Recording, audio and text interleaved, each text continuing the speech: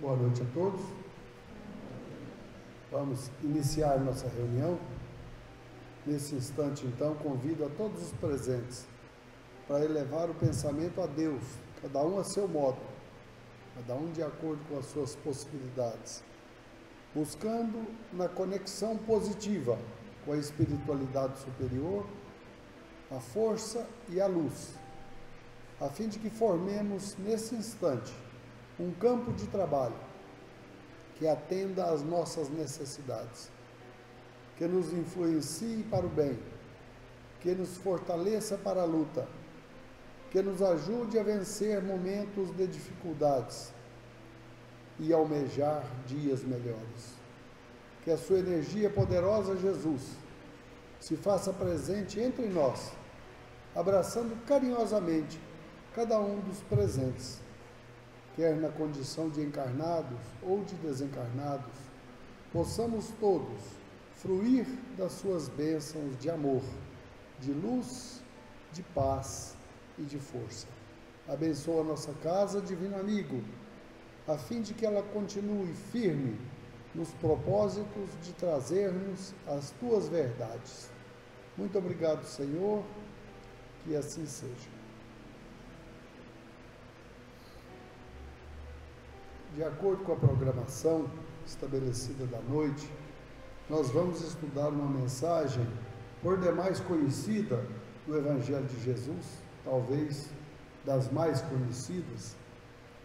E esta mensagem, hoje, à luz do Espiritismo, à luz da doutrina espírita, ela ganha uma conotação, uma expressão, um repositório de sabedoria muito mais dilatado do que a princípio enxergávamos. Eu mesmo estudei essa mensagem várias vezes e hoje percebo que como a gente a interpretava de maneira limitada, sem abranger todos os seus ângulos, todos os seus aspectos. Mas grandes estudiosos da doutrina, do Evangelho, como Vinícius, também conhecido com o nome de Pedro de Camargo, Haroldo Dutra Dias e outros mais, alargaram os nossos horizontes no sentido de nós apreendermos realmente de forma mais ampla toda a mensagem que Jesus quis nos passar através dessa mensagem. Fazendo uma horinha ainda, enquanto vai chegando mais alguém que está ali para baixo, o nosso companheiro Haroldo nos disse, para aclarar a nossa mente, que não podemos esquecer que essa mensagem foi falada para camponeses há mais de 2000 anos, ou há 2000 anos e qualquer coisa de tempo, e que aquilo era falado, muito obrigado, Cristo, e que aquilo era falado em pequenas aldeias, pequenas cidades, aldeias que tinham entre 20 e 50 casas. Conta-se que Nazaré, a cidade onde nasceu Jesus, onde Jesus viveu, não é que ele tenha nascido lá, mas onde ele cresceu, tinha no máximo 100 casas. Então eram vilas, eram ruelas mesmo, cidadelas. E que é preciso que a gente entenda o conceito, como vivia aquele povo, quais eram os seus critérios, de que forma eles enxergavam a vida. Então fala que naquela comunidade do Oriente, o pai, na qualidade de ancião, era um indivíduo inquestionável, era um indivíduo extremamente respeitado, contra o qual não se era lícito fazer indagações, fazer observações. Então, o ancião naquela comunidade era alguém muito respeitado por toda a sua experiência, por toda a sua vivência. E a mensagem que Jesus nos coloca conta de um jovem que chega e diz ao pai, ao seu ancião: dá-me a parte que me cabe da herança. Ora, aparentemente não havia um atrevimento maior do que esse.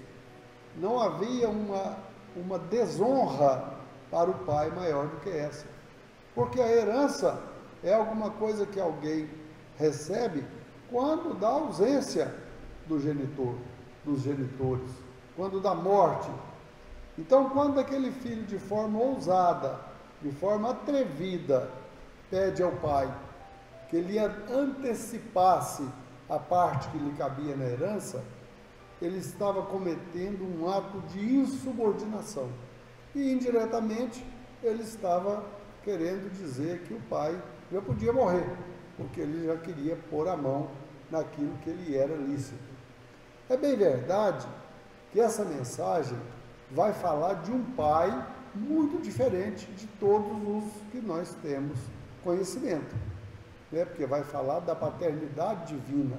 Só um pai com as características divinas poderia tratar-nos como Deus nos trata. Somente um pai que fosse todo amor, entendimento, compreensão, tolerância, poderia nos tratar como nós somos tratados pelo Criador. Mas aquele pai da mensagem vivia numa comunidade da Judéia e todos os costumes daquela época eram ali vivenciados. Também nos reforça Haroldo que quando aquele filho, de forma insubordinada, procura no pai a parte que lhe cabia da herança, que ele não só insulta o pai, mas que ele insulta também toda a comunidade onde eles viviam. Uma comunidade muito pequena, onde todo mundo ficava sabendo de tudo, porque ali praticamente era um só grupo familiar. Então aquilo foi de um atrevimento inimaginável, inclusive para os habitantes daquela pequena cidade. Mas conta a mensagem que poucos dias depois, exatamente casando a ideia com a do filho mais novo, né, menos experiente, de forma mais impensada, de forma mais ousada, poucos dias depois, vendendo tudo, partiu para uma terra distante. É isso que a mensagem conta. Distante de quem? Dos olhares paternos. Porque queria viver a sua própria vida.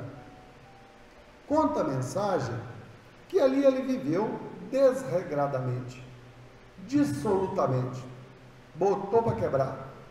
E dentro de pouco tempo, todo aquele patrimônio que o pai havia lhe entregue, houvera de ser desfeito. Ele estava literalmente pobre. Mais do que isso, ele estava literalmente na miséria. Ao que, não sabendo, não tendo nenhuma outra profissão, a única que ele encontrou foi a de apacentar porcos. Por que porcos, hein, gente? Por que Jesus foi tão incisivo que a profissão que ele encontrou foi de apacentar porcos? Por quê? Alguém pode me ajudar?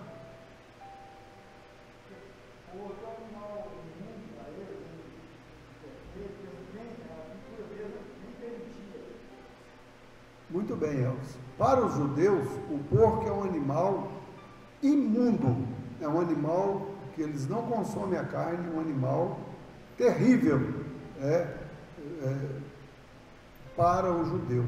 Então, a única atividade que lhe sobrou foi a mais baixa que existia, para a gente entender como, no uso da nossa liberdade de consciência, da nossa liberdade de ação, como muitas vezes nós descemos ao mais baixo nível que a criatura pode existir. Hoje, nós temos uma expressão para isso. Qual que é?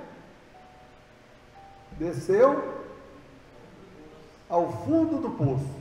Né? Então, essa expressão é moderna, mas ela é amplamente aplicável para esse jovem.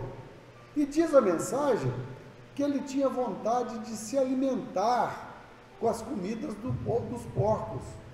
Tal era a sua fome. Inclusive o Haroldo, conhecimento é bom demais. Ele conta que lá existia duas vagens. Uma vagem chamada gafanhoto, que era uma vagem doce, tipo um feijão, um feijão vagem. E alfarroba, que era uma vagem amarga e de pouquíssimo valor nutritivo. Então, quando a gente estuda na Bíblia que João Batista se alimentava de gafanhoto, não é o bicho gafanhoto, mas era uma vagem, uma leguminosa, com alto teor nutritivo, inclusive de proteína, com o nome de gafanhoto. Mas aquele jovem da parábola sentia fome ao ponto de querer se alimentar das alfarrobas, das vagens que os porcos comiam.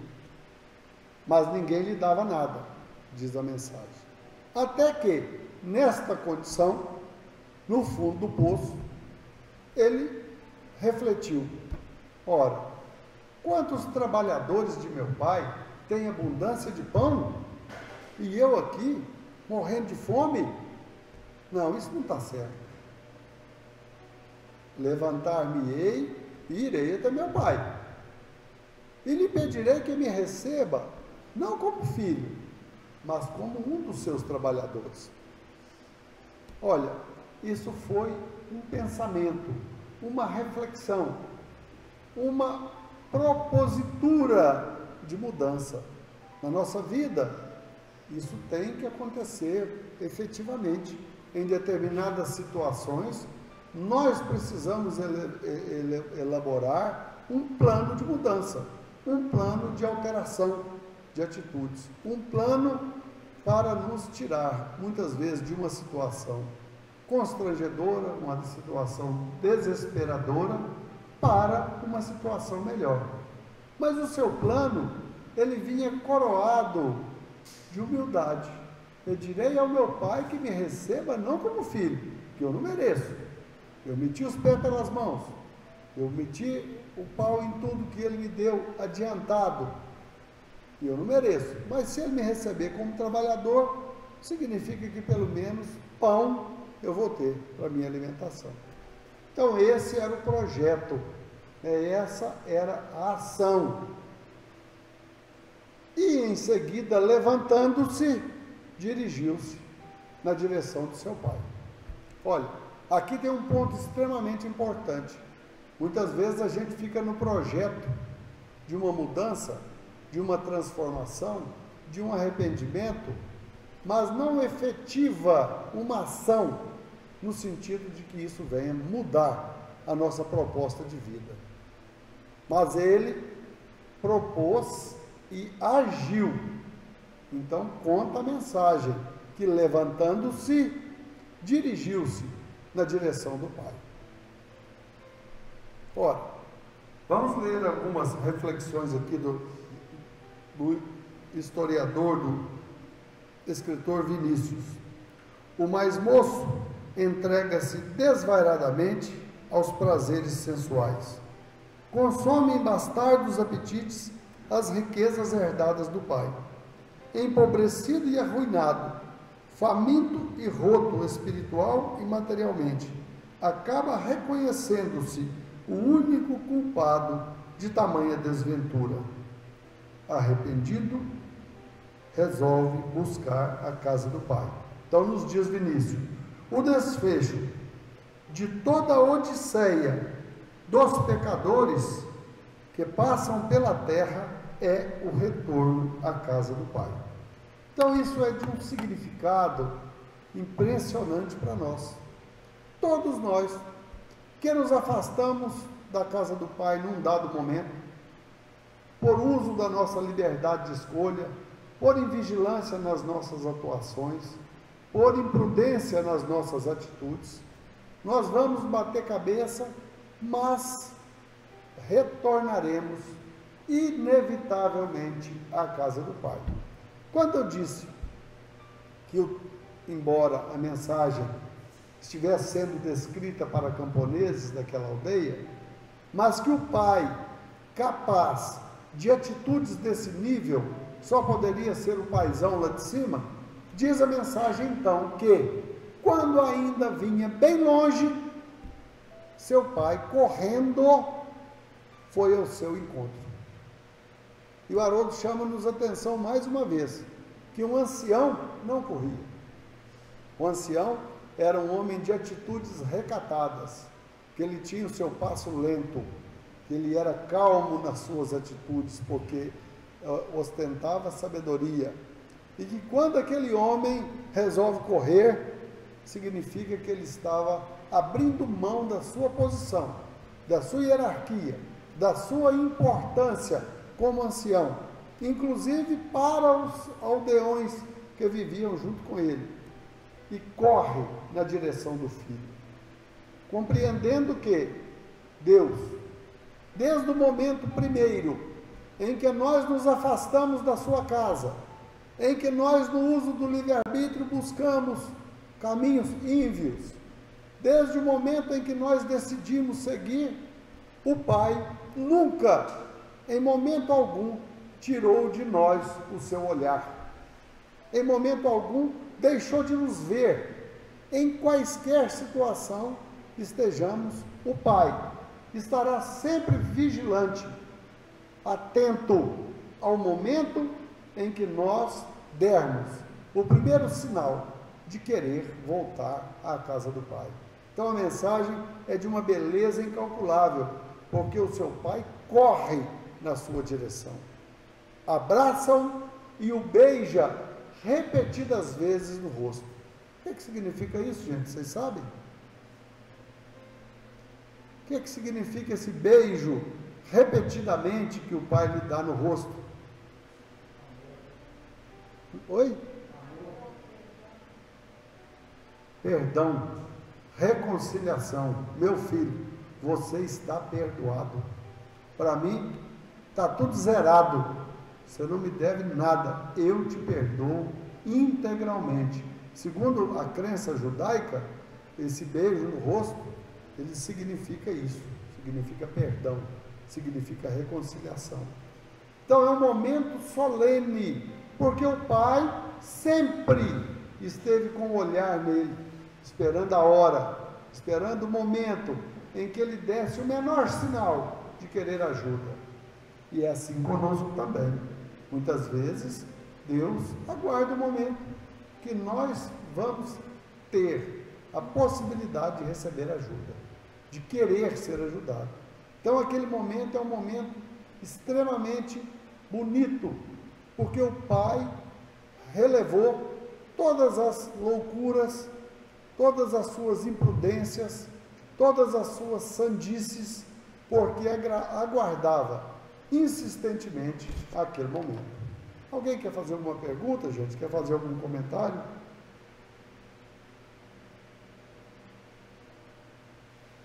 Alguém? A porta da redenção jamais se fecha, está sempre aberta aos pródigos e egoístas de todos os tempos. Ressalta a mensagem a lei de causa e efeito. Gastou tudo, vivendo dissolutamente, e passou a padecer necessidades. Então veja bem, Deus, para nos dar a oportunidade do crescimento, para nos dar a oportunidade da maioridade espiritual, respeita as nossas escolhas.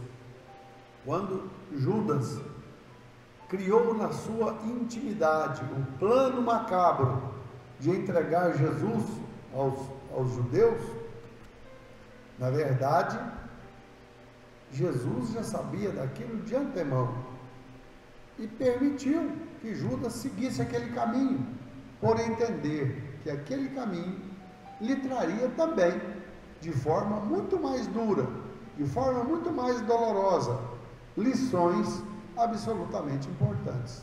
Então, a doutrina espírita entende, lá no estudo dos nossos princípios básicos, que embora Deus, na qualidade de Pai, faça para cada um de nós um planejamento nesta presente existência, Não estamos aqui alheios, aleatoriamente, mas estamos aqui para cumprir determinadas tarefas, determinada missão. E embora Deus tenha tido o cuidado de projetar a nossa existência em detalhes, nos seus pontos mais importantes, não nos detalhes, me perdoe, mas de projetar o arcabouço da nossa existência, Deus permite que a gente faça o que a gente bem quiser da nossa vida, no uso do livre-arbítrio. É o que esse jovem fez. Então está escrito aqui, ó. Retrata também o uso do livre-arbítrio. Dá-me a parte que me cabe da herança. E poucos dias depois partiu para uma terra distante. O olhar benevolente e vigilante do pai o acompanhava, aguardando o momento oportuno. Bom, conta ainda a mensagem, que ao chegar em casa, esse filho trazia no seu íntimo, com a humildade já conseguida pelo sofrimento e pela dor, o plano de se entregar ao pai na condição de um trabalhador, na condição de um servidor. Quando seu pai, ao chegar em casa, determina que um servo lhe trouxesse roupa, lhe pusesse um anel no dedo e lhe calçasse sandálias. E toda a significação desses três elementos era para devolver a ele a condição de filho. O pai não o recebia como servo, mas como filho. O anel de grau da família, as sandálias que os servos não usavam porque eles andavam descalços, e a roupa própria para um importante e grande evento que aconteceria ali. E em seguida determina ao servo que convidasse toda a vizinhança, que matasse o boi que estava gordo, porque haveria ali grande festa, na comemoração daquele filho que volta à casa paterna. Ora, todos nós fomos e provavelmente ainda poderemos ser filhos pródigos. Todos nós, inevitavelmente, vamos escolher um dia, tangidos pela dor, acicatados pelo ferrão da dor, da desilusão, nós vamos buscar a casa do Pai. E podem ter certeza que neste dia a casa do Pai estará em festa, porque é o que a mensagem diz. Jesus, em outras palavras, disse-nos: há mais alegria no céu por um pecador que se redime do que pelos 99 justos que lá já estão. Então, todo dia que nós repaginarmos o nosso passo, que nós reorganizarmos a nossa vida no sentido de voltarmos à casa do Pai, ela nos receberá em festa. Esse paizão nos receberá com alegria, porque nós tivemos a liberdade da escolha, mas descobrimos mais tarde que poderíamos ter feito uma escolha melhor. Mas mesmo através daquela escolha de dor, de decepção, de desilusão, nós voltamos com uma bagagem muito mais aquinhoada, com uma bagagem muito melhor de conhecimento. Alguma pergunta, gente? Algum complemento? Quando a reunião só um fala, não é bom não. Se vocês puderem me ajudar, fica melhor. Tudo bem? Somos filhos pródigos?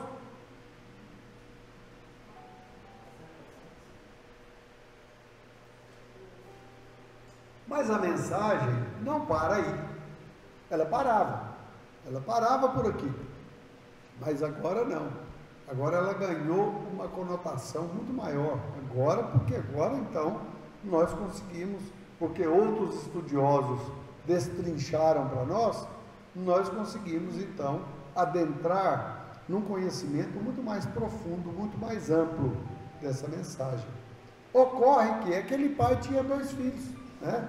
A mensagem começa com 3 personagens, um pai e 2 filhos, o mais moço e o mais velho.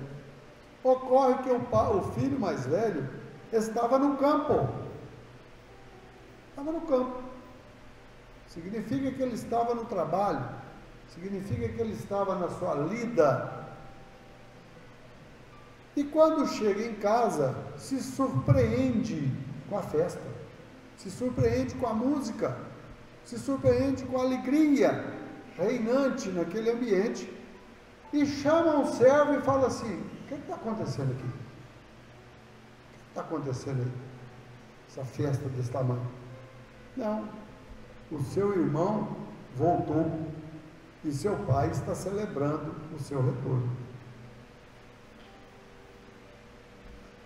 E aqui nós vamos encontrar nesta segunda pessoa, nessa segunda criatura, né, uma mensagem também igualmente importante para todos nós. E ele não queria entrar. Então, quando seu pai, sabendo que ele havia chegado e não queria entrar, então seu pai foi lá na porta buscá-lo.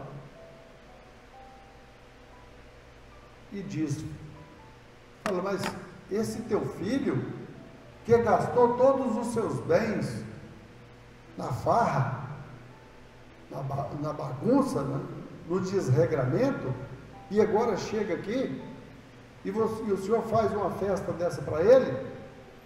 E eu, que sempre estive ao seu lado, que sempre ombrei nas dificuldades, o senhor nunca me deu um cabrito para eu me regalar com os meus amigos. Agora esse teu filho, corrompido, desregrado, o senhor lhe faz este barulho para recebê-lo? E o seu pai lhe diz: filho, tudo que eu tenho é seu, você esteve sempre comigo, mas hoje é justo nos alegrarmos, porque o seu irmão estava morto e renasceu, estava desaparecido e foi novamente encontrado. Até aí tudo bem, né, gente? Uma reação humana, né?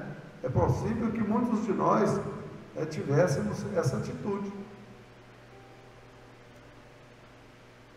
Quando falavam mal do filho mais velho, eu não gostava, porque parece que eu me identificava muito mais com ele do que com o pródigo. Então eu falava assim: engraçado, eles jogam confete no outro, que fez tudo, e malha o que ficou lá, inclusive estava no campo trabalhando. Mas realmente, quando se analisa friamente a situação, os dois estão numa situação muito parecida, né? Diz-nos Vinícius: o filho mais velho representa a encarnação viva do egoísmo. Com sua aparente santidade, mostra toda a aridez e secura do seu coração. Então veja bem, é preciso que a gente esteja atento a essa questão, porque muitas vezes nós podemos ostentar um equilíbrio aparente, podemos ostentar uma vida aparentemente equilibrada, mas tudo dentro do prisma da aparência. É possível que a gente tenha uma vida irretocável dentro do nosso procedimento, mas podemos mesmo assim estarmos secos de sentimento. Então, quando ele diz esse teu filho, ele demonstra toda a aridez do seu coração, enciuma-se com a maneira afetuosa que seu pai recebe o filho de retorno. Onde está a sua decantada santidade? E aí entra um aspecto interessante. No Livro dos Espíritos, Allan Kardec pergunta aos espíritos se basta ao homem abster-se do mal para ser agradável a Deus. Se basta ao homem não fazer o mal, se com isso ele já está agradando a Deus. E a mensagem, a resposta é muito dura: absolutamente não. Ao homem é dado fazer todo o bem ao seu alcance, inclusive será responsabilizado pelo mal que aconteceu em função do bem que ele deixou de fazer. Então, tomemos cuidado com virtudes aparentes. Certa feita, numa praça de Jerusalém, um homem vestido de forma muito característica, era do grupo religioso, do grupo político dos fariseus. Ele orava de pé na praça, porque eles, com essa atitude, eles eram observados pela comunidade e se apresentavam como pessoas de bem, pessoas equilibradas, pessoas religiosas, mas absolutamente parcas de sentimento. Então conta Jesus que num dado dia, um cidadão desse orava de pé na praça, de uma forma quase que arrogante em relação a Deus, e dizia: obrigado, meu Pai, porque eu sou um homem cumpridor da lei, porque eu sou cumpridor da religião, que eu sigo todos os preceitos de Moisés. Muito obrigado. Obrigado, Senhor, porque eu não sou como aquele homem que ali está, de má vida, de conduta errada. Obrigado por eu não ser ele. E aquele homem que ali estava de joelhos, também fazendo a sua oração, que também tinha a sua vida desequilibrada, dizia assim: Deus, tem compaixão de mim, que sou um homem pecador. Então Jesus, quando analisa a situação dos dois, fala que o fariseu, com toda a sua prepotência, com toda a sua arrogância, já tinha conseguido o que queria, que era ser visto pelos homens, já tinha acolhido em seu sentimento a vaidade que ia na sua alma, enquanto que aquele homem que ali estava deitado, que ali estava de joelhos, senhor das suas limitações, conhecedor das suas dificuldades, se entregava humildemente nas mãos do Pai. Então o filho mais velho representa aquela criatura de aparência equilibrada, de ter ficado ao lado do Pai, mas na verdade ele nunca esteve ao lado do Pai, porque ele também queria exclusividade no Pai. Então ele agia de forma orgulhosa e egoísta. Então nós vamos estudar, vamos continuar o nosso estudo, agora chamando mais atenção para esses aspectos. Então isso chama virtudes negativas, quando o sujeito deixa de fazer o mal. Ele tem a virtude, ele não fez o mal, mas ela é uma virtude negativa. A virtude positiva é o que deixa de fazer o mal e faz o bem. Esse está trafegando na estrada correta. Então isso serve para a gente pensar, para a gente avaliar como andam as nossas atitudes. Se nós estamos do lado do pródigo, arrependido dos seus erros e disposto a se regenerar perante a vida, ou se nós estamos na condição daquele aparentemente santo, aparentemente equilibrado, mas de coração seco. Diz-nos Haroldo que o filho pródigo, os filhos pródigos representam os publicanos e pecadores, que no uso do seu livre-arbítrio cultivaram de forma veemente o seu orgulho e o seu egoísmo. Quando ele assambarca da mão do pai a parte da herança e parte para uma terra distante, nada mais estava se falando dentro de si que não fosse o seu orgulho e a sua humildade e o seu egoísmo, que são as grandes máculas, as grandes manchas que nos afastam de Deus, que nos distanciam do Pai.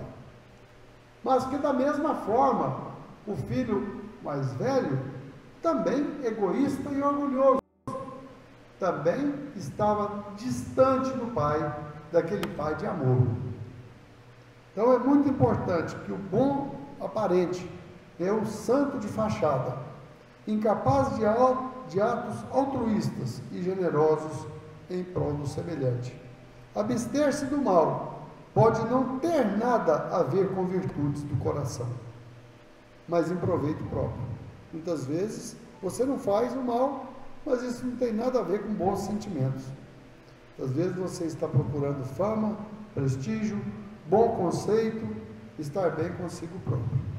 Então, a mensagem ganha, com essa visão, um conceito amplo, em que todos nós somos viajantes dessa estrada, que entre o pródigo e o filho mais velho, entre o mais novo e o mais velho, que entre essas duas criaturas está toda a humanidade, estamos todos nós numa condição que se alinhe a uma dessas posturas. Todos nós vivenciamos experiências na prodigalidade ou também no egoísmo, no coração pobre de virtudes, pobre de sentimentos.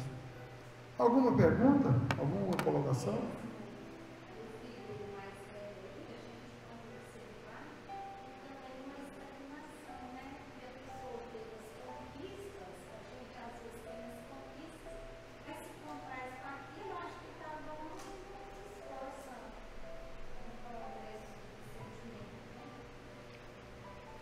Justamente. É o perigo da gente ter um alto conceito de nós. Por que Jesus falou que bem-aventurados os humildes de coração? Porque deles é o reino dos céus. Porque os humildes são aqueles que têm total ciência de quem verdadeiramente são, de quem verdadeiramente é, de toda a sua pobreza de virtudes. E quem é o rico? É o rico de espírito, é aquele que tem alto conceito de si mesmo.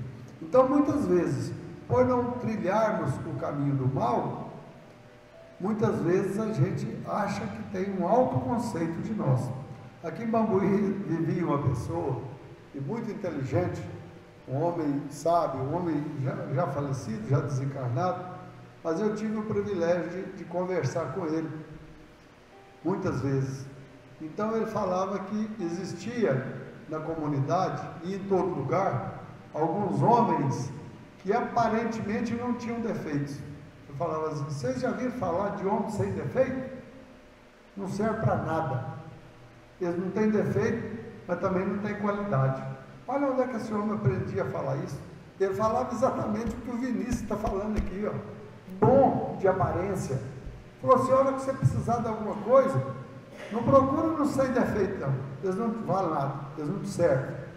Mas pode ir no meio de defeito que eles arrumam para vocês. Se eles não souberem quem tem, se eles não tiverem, sabe quem tem, eles correm atrás e pronto, né? E de certa forma, a fala dele está inserida dentro desse conceito. Não tem defeito, mas também não tem qualidade. Não tem desvio de comportamento, mas o coração é seco. O coração não está disposto a ajudar quem quer que seja. Mais alguma fala, gente? Continuando as análises do Haroldo Dutra, diz então: se não foi Deus que criou o mal, de onde surgiu o mal? E Emmanuel, no livro Consolador, afirma que o homem, confiando mais em si mesmo que na providência divina, transforma sua fragilidade em focos de ações contrárias à lei divina.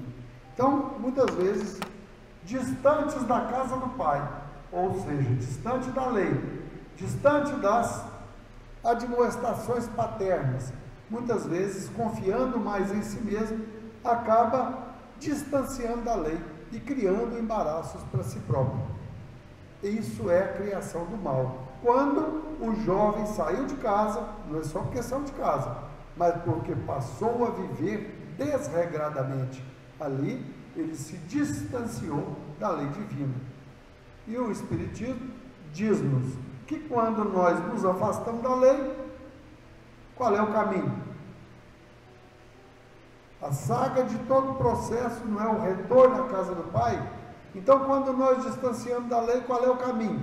Voltar à lei. É o processo da recuperação dos nossos desvios, dentro do processo da expiação, do resgate, da dor, do sofrimento. Aquele homem não precisou passar fome, ele não precisou ir apacentar porcos, a tarefa mais inferior que pudesse existir naquele mundo, para que ele tivesse a capacidade de reflexão e de entender que na casa do Pai ele teria fartura de pão, ele teria uma vida mais facilitada. Então nos diz Emmanuel que quando nós nos distanciamos da casa do Pai pelo uso do livre-arbítrio, a vida cria mecanismos de regeneração. A lei divina é lei de amor. E Deus é o grande proprietário de tudo que tem. Qual a nossa parte na herança? Somos imortais. Então ele nos chama a atenção que Deus é o ser milionário, o mais rico que nós temos notícia, porque ele é dono de tudo. Ele é dono do céu, da terra e do ar. Ele é dono das matas, de nós, dos animais. Então ele falou assim: você já preocupou quanto custa o oxigênio que você respira? De onde vem? De quem ele é? Alguém propicia isso para você. Tampa o nariz aí, fica só 1 minuto sem respirar, você vê a diferença. E a gente está alimentando, a gente está dormindo, a gente está sonhando, estamos respirando. Quem nos deu o oxigênio para respirar? É dádiva divina, é a casa do Pai. Ele fala: você já se preocupou quantos quilos? Ele fala de trigo. Mas quantos quilos de arroz você já se alimentou até hoje para você sobreviver? E quem te deu? O grande dispensário divino, que é a casa do Pai. Então, se nós nos distanciarmos da casa do Pai, é ruim para nós. Os patrimônios que recebemos na vida é a saúde, a inteligência, a beleza, o dom artístico e o dinheiro, todas as possibilidades, tudo graças à providência divina, tudo Deus que nos dá. Se a gente nunca parou para pensar, que paremos, porque na verdade nós recebemos tudo de graça. Temos sim que fazer um pequeno esforço para ganhar o pão com o suor do rosto, porque isso não foi um castigo que Deus imputou a Adão e Eva, mas foi o caminho do progresso. Porque se Deus estivesse nos dando até hoje tudo o que nós necessitamos, é bem provável que nós estivéssemos morando na caverna ainda, vivendo da caça, da pesca, né, e comendo nozes, raízes, tubérculos que a vida nos desse. Então o desafio é que nos fez efetivamente crescer. Mas a casa do Pai nos aguarda sempre. Filhos pródigos, vou romper minhas relações com Deus. É a lei do eu, é a lei do egoísmo. Sou mais importante. E tudo é para mim. Isso é uma expressão do orgulho e do egoísmo. É um mal em si. Um câncer em torno de nós. Resolver viver a vida longe do Pai. Então, toda vez que o egoísmo e o orgulho falarem em nós de forma mais veemente, nós estamos nos afastando da casa do Pai. E quem se afasta da casa do Pai não tem outro caminho que não seja retornar a ela, via de regra, através de muita dor, através de muito sofrimento. Então, quando nós deixamos o nosso orgulho e o nosso egoísmo dominar as nossas ações e transitamos por caminhos indesejáveis, tenhamos a certeza que a vida criará os mecanismos para que nós retornemos à casa do Pai, geralmente com dor, geralmente num processo de expiação. Na mesma casa paterna, quando a dor nos visita, o objetivo não é nos fazer sofrer, e sim nos acordar e reatar os laços com Deus, trazer-nos de volta à casa paterna.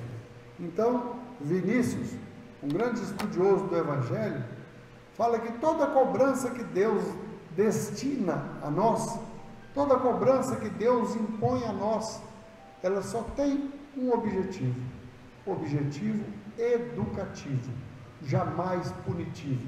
Deus não pune. Deus não pune por punir. Deus pune para educar. O objetivo é trabalhar ali no reequilíbrio do ser, fazê-lo retornar à casa paterna. Alguém quer falar? Em contrapartida, o filho egoísta: eu vivo aparentemente equilibrado, cumprindo as leis, mas no fundo sou um velho egoísta. Quero um Deus exclusivista, quero um Deus para mim. E no final, ele faz uma análise entre filhos e servos, porque na mensagem também tem o servo. Então, qual é a diferença entre o filho e o servo? Quando ele se levanta lá no fundo do poço e diz que iria na casa do pai, mas pedir trabalho como servo, qual é a diferença do servo e do filho?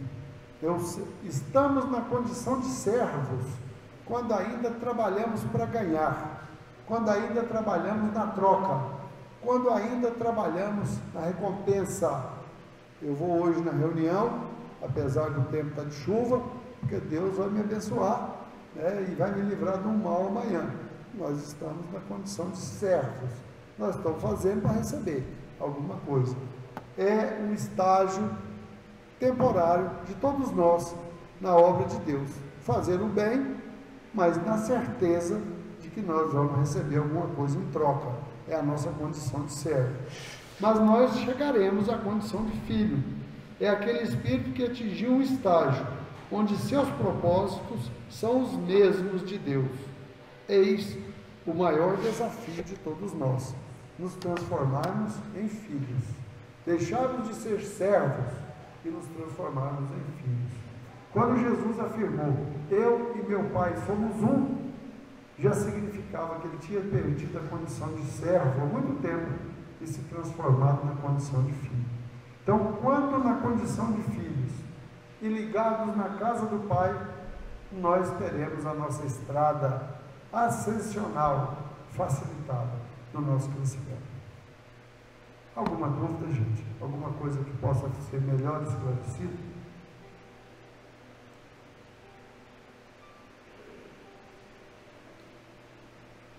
Então, diante dessa monumental parábola de Jesus, que a gente possa levar conosco reflexões de onde é que nós estamos, em qual setor dessa parábola nós cabemos, se na condição do pródigo, na condição do filho mais velho, se na condição do servo, se na condição do filho, se na condição do pai, porque na terra também nós vestimos a capa da paternidade e o pai nos deu o exemplo de como é que deve ser, como deve ser a nossa postura ante o filho arrependido que volta à casa paterna. Que Jesus nos abençoe, nos ampare, fortaleça-nos a todos. Nós vamos encerrar a primeira parte da reunião, em seguida vamos passar o trabalho dos passes. E todo mundo que tiver desejar tomar um passe, que permaneça assentado onde está. Vou pedir a Nilza que faça a prece para nós de encerramento.